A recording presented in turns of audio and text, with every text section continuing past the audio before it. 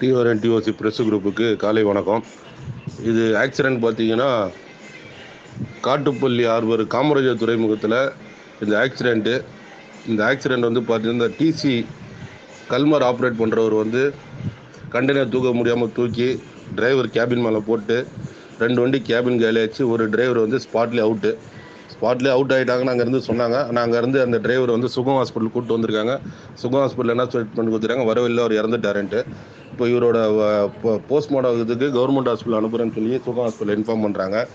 இதில் இங்கே இருக்கிற சென்னை துறைமுகத்தில் 4 டெர்மினல்லையும் இங்கே டிசி ஆப்ரேட் பண்ணுறவங்க வந்து பார்த்தீங்கன்னா சீனியர் யாருமே கிடையாது, எல்லாம் ஜூனியர் பசங்க தான்.